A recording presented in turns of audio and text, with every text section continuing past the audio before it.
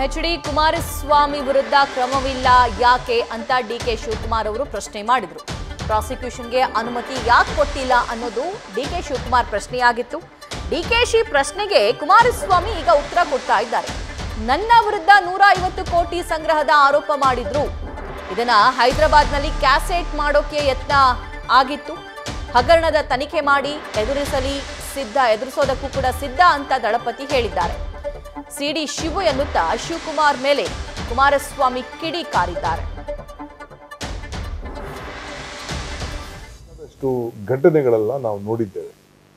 ಈಗ ಕುಮಾರಸ್ವಾಮಿ ಅವರದೇ ವಿಚಾರ ನೀವು ತೆಗೆದುಕೊಳ್ಳೋಣ. ರಾಜ್ಯದ ಮಾಜಿ ಮುಖ್ಯಮಂತ್ರಿಗಳು ಲೋಕಾಯುಕ್ತದಲ್ಲಿ ಎನ್ಕ್ವೈರಿ ನಡೆದಿತ್ತು, ಡೀಟೇಲ್ ಇದೆ.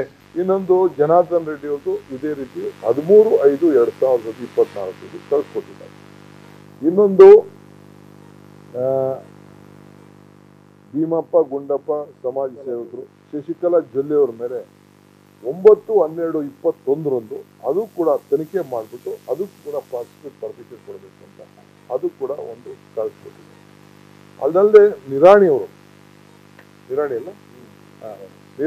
ಮೇಲೂ ಕೂಡ ಅದು ಕೂಡ ಬರೆದು ಅವರು ಸುಮಾರು 9/12/2021 ಅದು ಕೂಡ ಅವರು ಒಂದು ನಿರಾಣಿಯವರ ಮೇಲೆ ಕೂಡ 13/5/2004 ಅದೆಲ್ಲ ಕೂಡ ಕೆಲವೆಲ್ಲ ಲೆಟರ್ಸ್ ಎಲ್ಲ ನಮ್ಮ ಹತ್ರ ದಾಖಲೆಗಳು ಕೂಡ ಸಮೇತ ಇದೆ ಮಾಡಿ ಕಳಿಸ್ಕೊಟ್ಟಿದ್ದಾರೆ.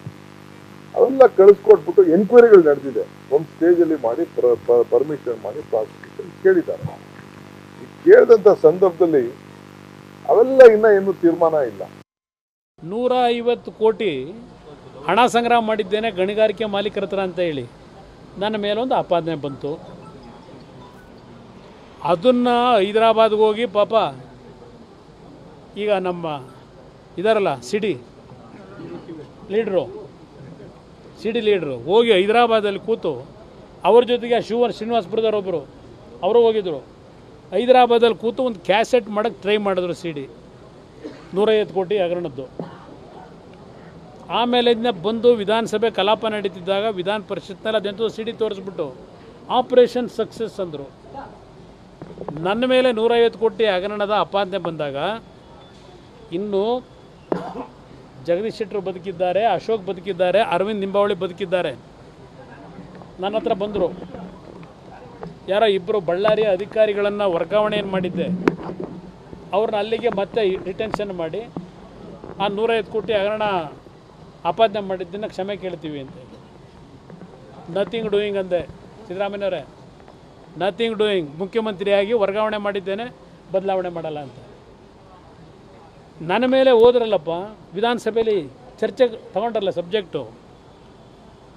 ನಾನವತ್ತೇನು ಹೇಳಿದೆ, ವಿಧಾನಸೌಧ ಕಡತ ತೆಗೆದು ನೋಡಿ, ಅದೆಲ್ಲ ಪಾಪ ಸ್ಕ್ರೀನ್ ಹಾಕ್ಸಿದ್ರಲ್ಲ ಮೊನ್ನೆ ಮೈಸೂರಿನಲ್ಲಿ ನಮ್ಮ ಸಿಡಿ ಶಿವು, ಅದನ್ನು ಯಾಕೆ ಹಾಕಲಿಲ್ಲ ಗೊತ್ತಿಲ್ಲ. ನಾನವತ್ತು ಹೇಳಿದೆ, ನನ್ನ ಹಿಂದೆ ಇರ್ತಕ್ಕಂಥ 124 ಜನ ಶಾಸಕರುಗಳ ಬೆಂಬಲವನ್ನು ರಕ್ಷಣೆಯನ್ನು ಪಡೆದು ನಾನು ಈ 150 ಕೋಟಿ ಹಗರಣದ ರಕ್ಷಣೆ ಪಡೆಯಲ್ಲ.